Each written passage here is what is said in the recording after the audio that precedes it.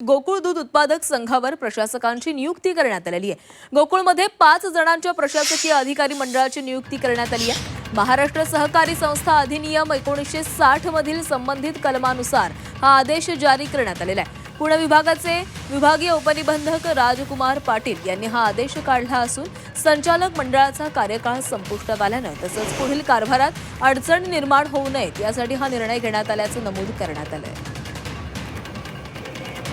तर या प्रशासकीय मंडळामध्ये कुणाचा समावेश असणार आहे पाहूया।